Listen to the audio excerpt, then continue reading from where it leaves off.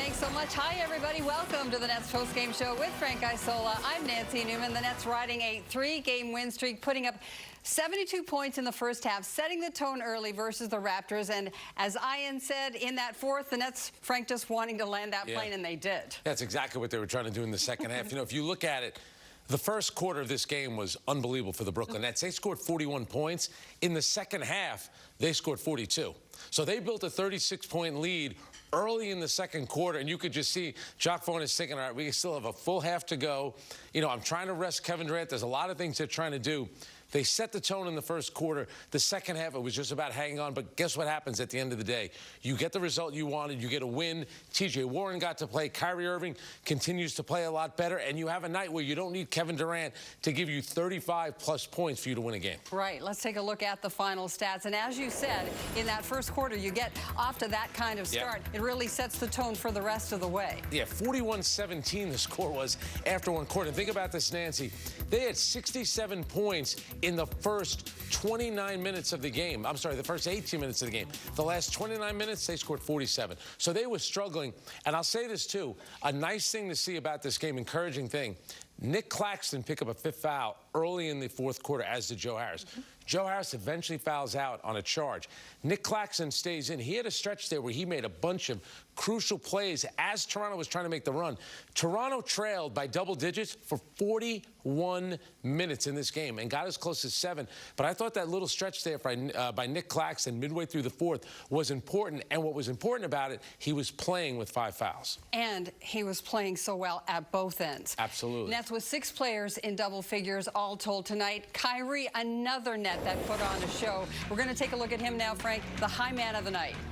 Yeah, Kyrie Irving looked very, I mean, how difficult of a shot is that? And it was tough, too, because Toronto has a big, strong lineup, except for Fred VanVleet. Just look at that front line from shooting guard all the way to their center. They're versatile players. They're big and strong. And Kyrie made some difficult shots. This one in the fourth quarter was kind of a basket that they needed because Toronto was starting to make a little run. This one, he's got OG Anunoby on him, splits the D. Then he challenges Scotty Barnes at the basket and converts the layup. And Kyrie Irving, for a guy his size, a lot like Isaiah Thomas, the Hall of Famer Isaiah Thomas, very good at finishing against big defenders in traffic. And these are Kyrie's numbers over his last 7 games. He's averaging 24 points a game, shooting over 50% from the field, over 53, nearly 53 actually, and 39.2% from three-point range. And in the big picture in this game, Frank, really, even though Toronto did come back to make it less than a double-digit deficit, the Nets were not threatened. No, they weren't. I think Kyrie Irving, I think he's played really well. You can tell that he's engaged. He's making that extra pass. And when you have, so you know what you're going to get out of Kyrie Irving and Kevin Durant when it comes to scoring. When other guys get it going, it just makes everything different. So tonight you had Joe Harris. Unbelievable start. Joe Harris had 10 points.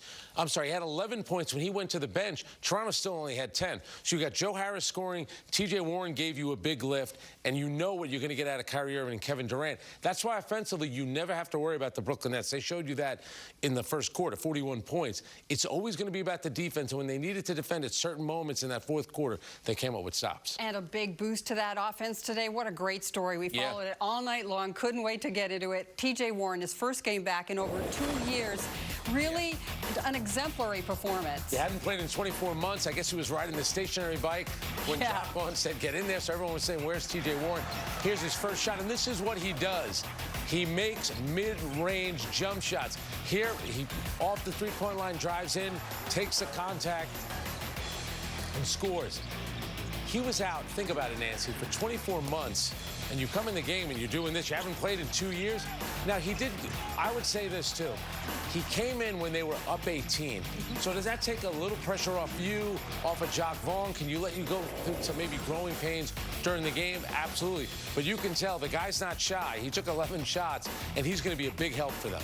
Yeah, it's his size, it's his ability to score, but he's a two-way player. 10 points over 17 minutes. And what's going to happen? Your expectations, is that fair to say? And I think what they're trying to do, we've seen it so many times, when Kevin Durant is out of the game and you also maybe want to rest Kyrie Irving, who's going to be the guy that can score for you? And T.J. Warren is a guy that could light it up, that can really provide instant offense. Again, this was a guy a couple of years ago with Indiana in the bubble in Orlando, had a 53-point game. So he is a big-time scorer. And again, you know, he's not down in the G League playing with younger players. He's been out, hasn't played basketball in 2 years. And you come into an NBA game against a big physical team like Toronto, you're putting up 11 shots, which is pretty good. You get double digits in your first game. For a guy that hadn't played in 2 years, I thought it was pretty impressive. Just what a big boost. An overall terrific team win, a wire-to-wire win. They've won 6 in a row at home now. We are just digging into this post-game show. When we return, we'll hear from the head coach, Jacques Vaughn, on this impressive win by his team. We've also got full game highlights. That's on the way. And we'll get you back to Ian and Sarah. They'll give us their post-game thoughts. And the top-seeded Celtics, that's what's on the way. All that in store.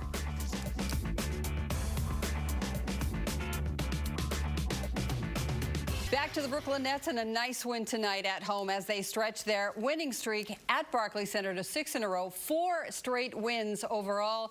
Let's get the post-game thoughts of the head coach, Jacques Vaughn. Jacques, during pregame, you mentioned about finding your comfort. You guys were able to do that really right off the jump. The first quarter is kind of what stood out with 41 points. How are you guys, and what did you see in that first quarter that let you guys be so successful? Yeah, Megan, it ended up really being the difference in the game. Our ability to be focused and we talked about it before, you know, who was going to hit first. We decided to hit first, and it was like multiple things, whether it was the rebounding piece, which we took care of in the first quarter, the pace that we played with, sticking to the game plan, being in positions to help each other on their drive. So overall, really good approach to the game, and we got rewarded for it. Twofold, Jack. I mean, you talk about the rebounding in a big picture. I mean, for you guys to shoot as well as you do and usually give up, you know, more shots because of the rebounding. If you guys just find ways to even stay even on the glass, how dangerous can this team be? That's it right there, Brian. Like, we probably won't be, you know, top 5 in the league in defensive rebound. That's probably not going to happen for us. But if we can just continue to inch our way from, you know, being at the bottom of the pack, our shooters who haven't shot the basketball well the entire year, they're going to come around. They're going to shoot the basketball. So eliminating the mistakes, the turnovers, that's one piece that we can control. The fouling is the other piece that's the next challenge for us. We can even out the rebound game. We can be in good shape.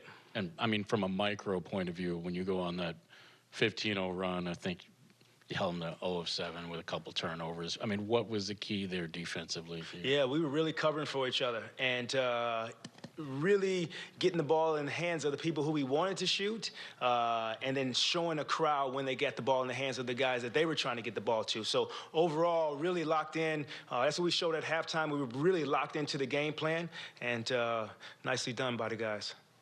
Coach, obviously, Joe, the last 2 games, he's kind of been on a hot streak. Have you seen something different from him, or is it just reps and time and his shot catching up? A little bit of everything. I kind of talked about it pregame about it's not going to be linear for these guys. So Joe went from starting to the bench to one game playing 12 minutes to back to starting. And so trying to really condition their minds to being able to be in any situation. I think he's getting used to it a little bit more. He's playing extremely hard that we talked about. He's an unbelievable person, so, you know, good things are really going to happen because he tries to do the right thing for his teammates every single day. And it's just the worm is turning a little bit. And second, just I'd be remiss not to mention 36-point lead got whittled down to, 7 in the fourth. Was just you guys just taking the foot off the gas? Is that pretty much what you attributed to? Yeah, tough team to play with to finish the game, trapping, playing different defenses. You walk away with a win, you like a little bit more focus and understanding from the group to finish the game, but I won't be that greedy tonight, Christian. Jacques, I got a two-parter for you. Just, pregame you were kind of mum on expectations for TJ. Just wanted him to go out there, have a good time, get his feet on him. Just given all that, how do you think he did in the time he got? Yeah, I thought really well. I was interested in that first shot. What was it going to look like? How long? How short was it going to be? Was it going to hit the rim? That thing was beautiful to watch. So I think he enjoyed being out there. Like I said, we had a short shoot around for him just to get acclimated a little bit. I thought overall, a really good night for him. And then you joked about that shoot around being his first real practice with the team. It also just happened to go that his first shift was with Edmond and Markieff, the only 2 guys who've played with him on the roster. How much of that was giving him some familiar faces around him versus just your shorthand, and that's kind of the way it worked out? Yeah, it's a little bit of both. So it was planned for him to have that first stint with Kevin, so just so Kevin can kind of carry that group so he could finish, and then for him to be out there also without Kevin and see what that group looked like, which was pretty good. So, but the thought was, let's get him in there with Kevin, and maybe Kevin can attract a double team and he can get an open look. Just in terms of comfort and rhythm, do you find it to be a little bit easier for Joe when he is starting the game? I'm really trying to get the guys to not lean on that. Prime example is the other night we played, Cam Thomas did not play in the first half at all. And then he played 19 of 24 minutes in the second half. That's the mindset that we want to have. I had no problems, no qualms about putting Cam in tonight at the end of a game. And so that's what I want to get to, is to have complete confidence in the group. And they have complete confidence that if they're starting, not starting, missing 2 games, playing 5 in a row, they're doing it for the sake of the team. Jock, obviously injury is a part of this deal, but specific to TJ after almost 2 years, how big of an emotional hurdle is it for him to just clear what he did tonight, get out there, and start playing again? Yeah, it's a huge hurdle. And I think if you strip it down to, you know, he hasn't played in 2 years. He played 4 games 2 years ago. And for him to get back out here in a professional game against a pretty athletic and long team and look and feel pretty comfortable out there, not look out of place, I hope that reassures him that he's done all the recovery. The people who have helped him get back to this position in his life deserve a lot of credit, and he deserves a lot of credit for sticking with it. For Edmund Sumner, he came out with that right glute contusion. Is there any level of concern that might be a long-term thing? Yeah, tell him to stop falling on the ground, Megan. Make the layup and stay on your feet, huh? Oh, I'll tell him. All right, so hopefully we'll look at him tomorrow. Hopefully it's nothing serious and we can move on. Good. All right, guys. Love that smile. You know, Frank, one of the first things he said was they decided to hit first, and they did, and it worked. Yeah, and I think he also talked about the game was really the first quarter. And, you know, when Toronto falls behind 41-17, you're chasing the game all night long. Nick Nurse spent the entire game working the referees. And really for the Brooklyn Nets, think about it. They were 15 of 20 in the first quarter shooting. The rest of the game, the last 3 quarters, 29 of 62. So it really was, it's a difficult game because the Nets hadn't had a 24-point lead in the first quarter since March of 2013. So that, you know, you're not used to playing with a big lead like that. Toronto kind of thinks, well, we're probably not going to win this game. So just the ebb and flow of the game and just the whole dynamic of the game really changes. If you lose a game like this, if you're the Brooklyn Nets, it's an absolute disaster. So Toronto's playing kind of with house money because you put yourself in a position down 36 in the second quarter. You expect to lose. Let me tell you something. Jacque Vaughn was so happy midway through that fourth quarter when he probably knew that they were going to win, because you could tell little by little Toronto was getting back in it, but the Nets had done so well the first 18 minutes of the game, building a 36-point lead. They were lights out the first 18 minutes. It buys you the cushion the rest of the way. He was cognizant of it, you know. Absolutely. But Joe Harris fouls out, that's a problem. 100%, and that's why, again, you know, Joe Harris found out a terrific game, but the size of Toronto almost had an impact in this game. It fouled out Joe Harris. It nearly fouled out Nick Claxton. Almost. Almost, exactly. Our key to the game, field goal shooting for Brooklyn. The team, its best quarter of the season by hitting 75% of its attempts in that first. Each of their 3 most efficient quarters this year occurring in games versus Toronto. The others took place during their victory in Canada, November the 23rd, when they were exactly 15 for 21 in the first and third quarters. In Brooklyn now 3 for 3 versus the Raptors this year, and they will try to complete a season sweep December the 16th. That will take place north of the border. Strange that they play them 4 times. A team in your own division, you finish the season series before December 16th. By the way, you mentioned what they shot in the first quarter. 15 field goals. They had 11 assists in the first quarter. The ball was really moving. That was the other thing, too. Then all of a sudden there were moments in this game, the ball was not popping like it was in the first quarter. No, but again, they didn't really have to push it the way they have. No, that's true. Right. Still plenty more to come. It's break time here on the post-game show. On the way, full game highlights. Really a terrific team win. Stay with us.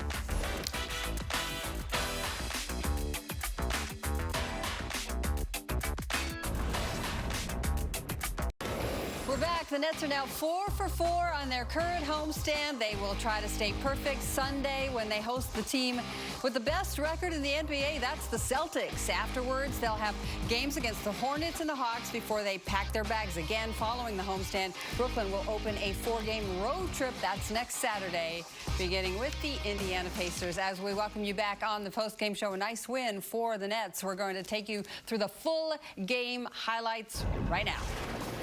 First quarter, KD into it. The block. Then it's Kyrie bouncing over to Joe Harris for the lay-in. They were on fire in that first quarter. And we talked in the pregame show about rebounding. Early on in this game, the Nets did a really good job gang rebounding, led by Kevin Durant. He was fighting for rebounds that entire first quarter. That made it 14-5 Nets. Good ball movement. Nets swinging it around. It's Joe Harris, the beneficiary, and the conversion. The three ball, 27-10. And now, Frank, the season debut for T.J. Warren. Yeah, it was good to see him out there. First time he touches the ball, pump fake, gets Pascal Siakam off his feet, knocks down the 20-footer. A 15-zip run. The route was on at that point. On we go, second quarter. The Nets just kept it going. Kyrie Irving alley-ooping it up. Nick Claxton. 43-17, it's a 26-point lead. Later still, back to Warren, looking really good. Driving for the deuce, and Brooklyn is doubling up Toronto, Frank, 54-27. I mean, it was amazing. The first 18.5 minutes of this game, the Nets had 67 points. Here they're starting to get there with Seth Curry. Off the bounce to Kyrie Irving. The secondary break, Kyrie steps into a three and knocks it down. As we head towards the end of the half, it's KD. He'll bring it up. The give is again to Harris up top, and he's good again. 72-49, Nets lead at the break. Their best first half this season. Third quarter, Raptors trying to cut into it, but the steal here by Irving and the trailing Durant rolling it home, 81-64. More Irving just beyond the foul line here. Yeah, look at Kyrie with a very good defender, Scotty Barnes on him, but Kyrie could create that space with the quick dribble, the hesitation, and the fadeaway. Nets cruising at that point. Soon after, another Irving steal, and it's KD to Warren. TJ Warren nice. Running the court like he's been playing for the last 2 years, not sitting out, nursing a foot injury. Back up 20, O'Neal, the inbound, KD. Oh, yes, 93-72, still a 21-point lead after three. Out of the fourth. More good ball movement. Durant, Claxton. And I thought this was a huge basket. Joe Harris was on the bench with 5 fouls. Kevin Durant hadn't scored yet. The Nets had gone 3 minutes without a field goal. And great ball movement results in a dunk for Nick Claxton. Yes, that's that stretch you were talking about. Critical stretch. Nets up 17. Later, O'Neal. Now he's going to miss on the three, but Claxton right there, just everywhere. Yeah, Nick Claxton had 3 baskets during a 3-minute stretch. All of them seemed to be huge, and he had that big block shot as well. He really was important for them in the fourth quarter. Again, playing with 5 fouls. And Irving here driving, another bucket. Nets dominating this one, even if the final score ended up a little closer than you might have thought. 114-105. The game summary is brought to you by Infinity. 6 Nets players scoring in double figures. And we've said it, that 75% field goal shooting in that first quarter, really setting the tone the rest of the way, allowing them to somewhat cruise. One more break here on the postgame show. We'll get you into the locker room. More coverage on this postgame. 114-105. Nets win a 4th in a row. Charles Oakley siding there courtside. Yes. Like to see that. Former Raptor. We are back on the post-game show. Winning ways indeed. It's a 6-game home win streak now, a 4-game win streak overall. And of 4 games that will be played between these two teams this season, 3 are in the books, and they all went to the Nets. Very, very impressive versus a divisions team. As we welcome you back on the Nets post-game show, and we talked in the pregame, Frank, about this homestand and how important it is to right the ship. Well, they're doing it. It's a 4-game win streak now, and on the docket ahead, Boston, Charlotte, and Atlanta. Yeah, I think that was the thing with this. It was the longest homestand they've ever had since they've been in Brooklyn, 10 years. And they were winnable games, number one. They've played well, which is important. I think that was the biggest thing for Jock Vaughn. Yes, you want to get the results, but it's about playing better. They got Kevin Durant playing at a different level. Tonight, Kevin Durant doesn't have the big shooting game, but they play well. And here's the thing. Sunday is such a huge game. The last time Boston was in Brooklyn, they came here and swept the Brooklyn Nets. That was last year in the playoffs, game 3 and 4. So the only thing missing from the Brooklyn Nets, which you'd like to see, too bad that Ben Simmons won't be available for that game. It looks like he's going to be out. But at least the Nets are going into this game playing at a high level. Boston with Jason Tatum, even though he struggled tonight against Miami, you know that they're going to be up for that game. That sets up for a great game on Sunday night against a very hot Brooklyn Nets team and Boston, the best team in the NBA. Yeah, Sunday. 6 o'clock tip, That's right? Yes, okay. Back to our game, and a nice win tonight as they do stretch it to 4 in a row. Joe Harris, a terrific game. You know, he came in looking pretty good over his last couple today. He did foul out with 17 points on 6 of 8 shooting, but still some great signs. Yeah, that last foul by him was not smart. He had Kyrie Irving open in the corner. Why he decided, and they ended up being called for a charge. But that first quarter, Joe Harris was phenomenal. 4 of 4. He made all 3 three-pointers that he took. He had 11 points. And again, when he was checked out of the game in the first quarter, he had 11. Toronto had 10. So it's great to see Joe Harris starting to get it going. I like the fact that he got involved early. He was aggressive when he caught the ball, with no hesitation, just stroked it. That looked like the Joe Harris from a couple of years ago. And there's the numbers and the evidence over his last 3. 16 points per game he's averaging, more than 55% from the field. And also something we talked about a little in the pregame rather, is the fact that with Ben Simmons out, we know that Joe Harris is going to start. Yeah. He knows that too, so maybe a little bit of a different mindset going in. And it was tough too, because there were times when Joe Harris is on Pascal Siakam or he was on OG Anunoby.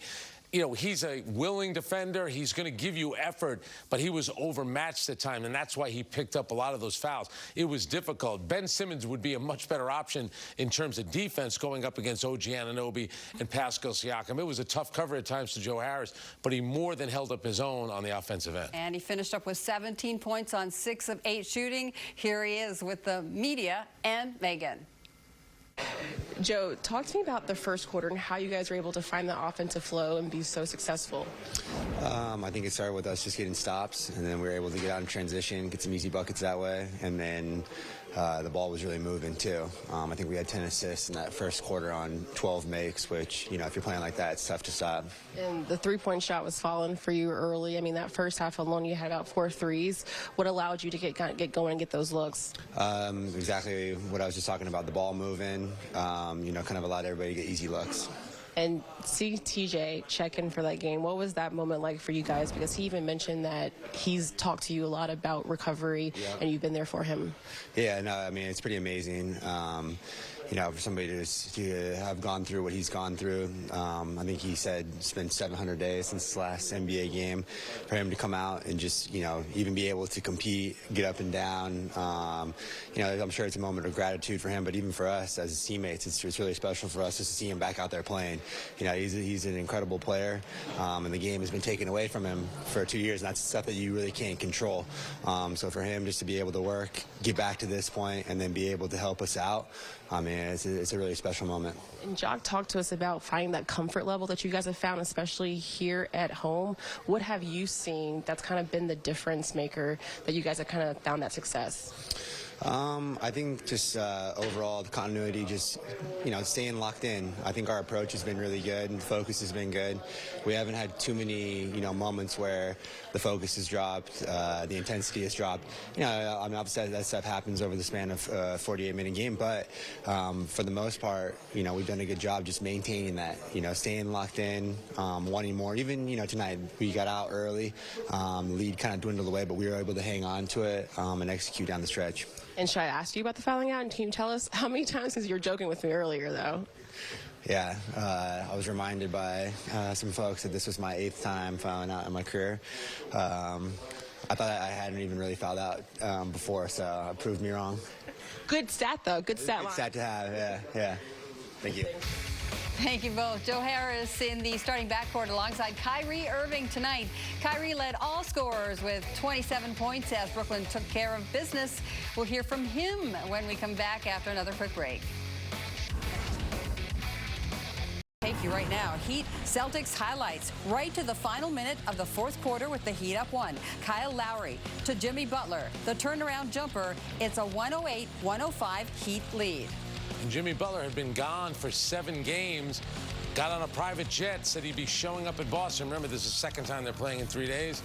And he delivered tonight. Heat Problem up with 3. Boston here, Jaylen Brown nails a desperation 3 with just under 10 seconds to go. Game goes to overtime. Problem with Boston tonight, Jason Tatum, 5 of 18, 0 for 7 on threes.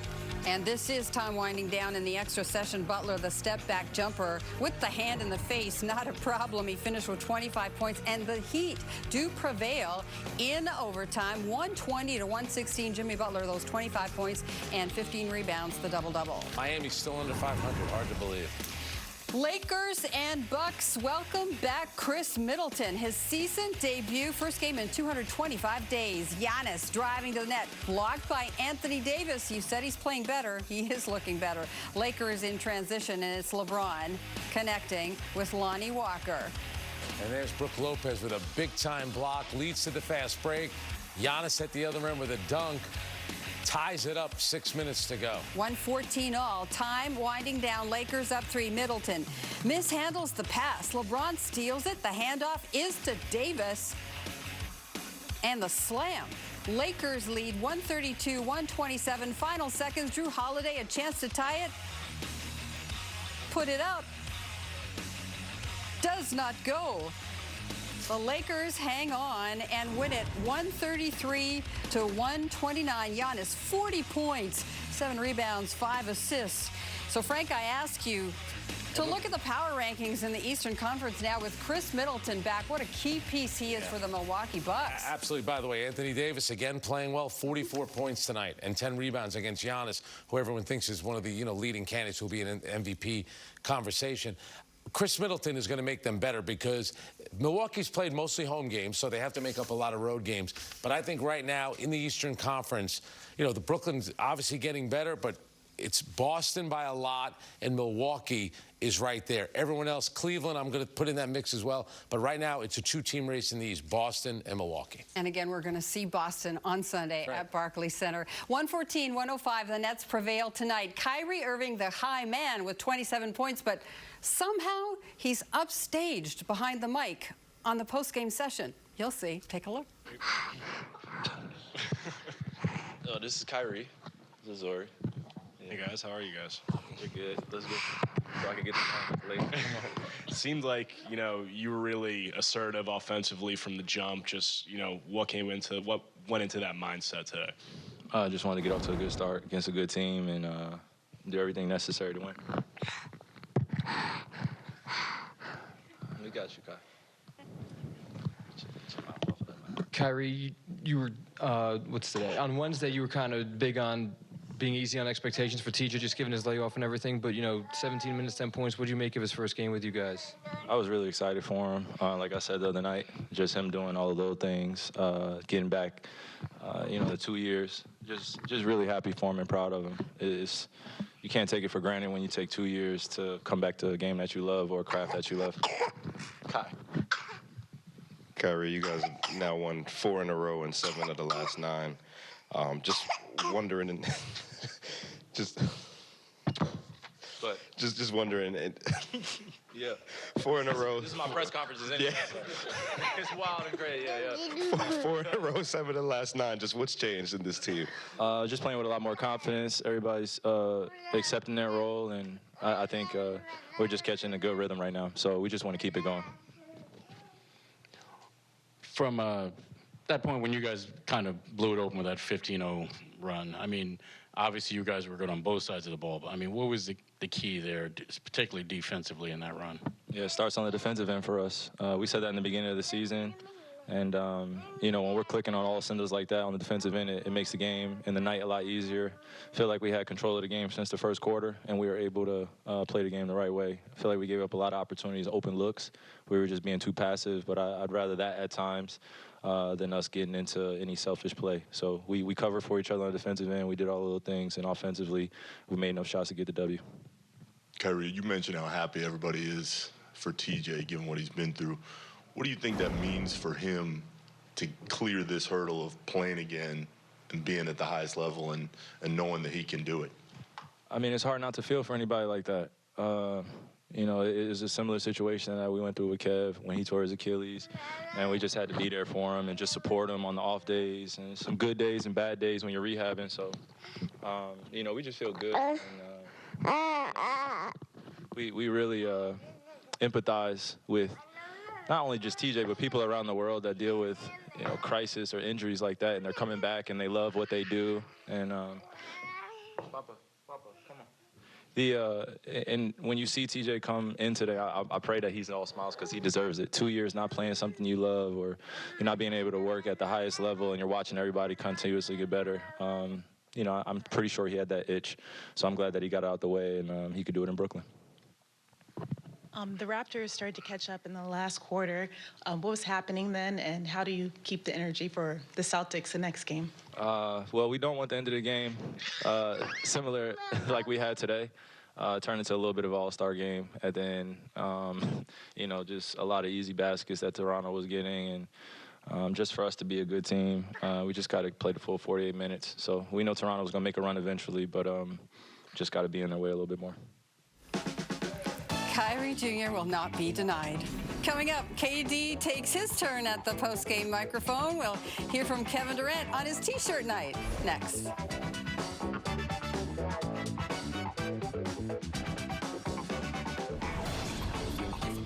We are back with a look at the season series between the Nets and the Raptors. Kyrie Irving has been the game-high scorer in all three, each of which Brooklyn has won. He had a huge second half October the 21st. He scored 29 points last week when the Nets took advantage of a shorthanded Toronto club. Then tonight, he put up 27. Meanwhile, Kevin Durant this evening, very nice numbers across the board. Here's KD on the win. Kevin, you guys started out 15 for 20 from the field and put up 41 in the first quarter. What was working so well for you guys offensively in that first half? This team, they do a lot of scrambling on defense, so I think we just moved the ball, made the extra pass, and was able to find good shots. Joe and Kai got us going to start making shots, so that's always good when we make our first few threes. But the ball, you know, how many assists we finished with? 27. It felt like we had more than that, but you know, we moved the ball all night, was able to find a good shot. And then you were big on Wednesday about downplaying expectations for TJ, just getting him out and seeing how it goes. Just what'd you make of the 17 minutes he gave you guys? I loved his minutes. You know, he has a knack for finding the basketball, and he cut into the rim well, offensive rebounding a couple times, running the floor, you know. So it's only going to get better for him as he get more reps under him. Looking forward to him playing out there with us. It's really solid defensively, so he just gives another big body, and just happy he's playing again. I know he loves the game. Kevin, you guys won 4 in a row and 7 of the last 9. Just what's changed during the stretch? Shots going in. We got a couple favorable matchups with some teams being a little banged up there. But all in all, I think we're moving the basketball well. We're covering for each other on the defensive side of the ball. And, you know, we're playing as a unit on both ends. So we continue that, then we'll be trending in the right direction. You guys have Boston coming up. Just what's it going to take to deal with a team that's that solid on all ends of the ball? Yeah, we got to be solid, you know. We can't make mistakes ourselves because they capitalize on it, you know. So we just got to be solid, be ready to play. I'm excited about it. Kevin, you obviously know what it's like to come back firsthand from a serious injury, miss that much time. What is that feeling like that TJ went through tonight when you've been out that long and then you're able to do what you love again? I can't truly speak for TJ, but you get a little bit of anxiety before the ball is tipped, just leading up to this moment. You know, I'm sure he had this date circled for a while now, so you just get so much, you know, so anxious to play, and you know, now that he's out there and got his feet wet a little bit, he can relax. You know, so it's always tough leading up into that first game back, but he showed, you know, he's a poised guy, so he showed that he belongs out here. It felt like he didn't really miss too much of a, you know, 2 years he missed? It didn't feel like that. So, but we still got to be patient with him. We still understand that he had some tough injuries and he spent a lot of time away from the game, but he looked great to me. I believe you guys are 3-0 against the Raptors this year. What advantages have you guys had against this team? Like, which ways do you think you've attacked them well, just because they do swarm so much defensively? Yeah, I think they, they throw a lot of different defenses at you. They might box in one, triangle two, press you all game, press you for a few minutes out of time. Full court trap, so they just try all types of stuff, and I think we just stay poised through it all. I mean, we used to teams throwing all types of defenses at us, so we go through it in film, we practice it, so we was able to hit the extra pass tonight. We made some great looks. We had 27 assists, but I felt we could have had 35, 36 with the amount of shots that we missed that were open. So we just stay patient when they start to swarm. You guys, especially when things, quote, aren't going well, you guys frequently give up a lot more attempts than you guys are taking, either giving them away on the offensive glass or turnovers. But when you guys are holding teams pretty much even on the glass and not getting beat up on the boards, just how dangerous can you guys be when you're basically even playing middle of the pack in terms of your offense, in terms of your rebounding? Yeah, I mean, we got a lot of threats out there to shoot the ball, so that keeps the defense on their heels. So if we can win a possession battle, we always give ourselves a chance. And I think a lot of teams come in our building saying that, look, it's going to be hard to keep up with them if we just try to make it a shootout. So let's junk the game up a bit, crash the glass, running jumpers, double team, so we can try to get turnovers and speed them up. So a lot of teams feel like they can throw a little bit more gimmicks at us because we score so fast and so we move the ball so well. So they got to keep up. And but for the most part, we figuring it all out. We learning as time goes on. We trying to figure out how to play off of each other through different defenses, and it's been working so far. But we got a long ways to go. Frank, 17 points from KD tonight. 37 and a half minutes still on the floor, but they weren't high-stress minutes. Yeah, no, and they did go back to him probably a little bit earlier than they wanted to in the fourth quarter because Toronto was making a game. He talked about the ball movement. They did have 27 assists on the 44 field goals. I would have loved to have heard what he has to say about Jason Tatum, his former Olympic teammate who, Jason Tatum's coming off of not only beating Kevin Durant and the Brooklyn Nets in the playoffs, making it to an NBA Finals, and now really has elevated his status in the league where you put him in that group with guys like Luka Doncic, Kevin Durant, LeBron James, Giannis Antetokounmpo, Nikola Jokic. He's there, and that's what makes Sunday's game so exciting because you're getting two of the best wing players in the league going head-to-head, Jason Tatum, Kevin Durant. Well, they'll go into that matchup going off this very nice win tonight. Nick Claxton, 15 points on 7 of 9 shooting, plus 14 on the floor. Here he is with Megan. Claxton, talk to me about the first quarter. You guys had 41 points in that first quarter. How are you guys able to kind of find that flow? We came out firing on all cylinders. Guys were making shots. We were getting stops. I think Joe was a big one. Joe, he got going there in the first quarter. It's good to see him getting his flow back. Something that was good to see was TJ Warren. What was it like to kind of see him check in, and what have you seen from him in these last couple of weeks? I know he's been working extremely hard to take that much time away from the game due to injuries. It's tough for anybody, especially mentally, and just to see him come back and get a flow that quick. I spoke with him. I know he was excited that he was just back out there hooping. And in that fourth quarter, the Raptors did go on that run when they kept it kind of close there. What changed? What was the difference maker, and how are you guys able to kind of contain your poise? Toronto, they're going to play extremely hard the whole entire game, no matter what the score is. That's what they do. They throw a lot of different defenses at you. But I think that's kind of been consistent for us throughout this run that we've been on, just staying poised and having that resiliency to finish games and withstand runs that teams go on. And now you've won 4 straight during this homestand. What do you take from this streak that's going to be key for Sunday? Like I said, it's definitely something to build off of. Just been pretty solid defensively, and like I said before, just having that resiliency. We got a big one on Sunday though against Boston, so watch the film from tonight, and we'll get ready for Boston on Sunday.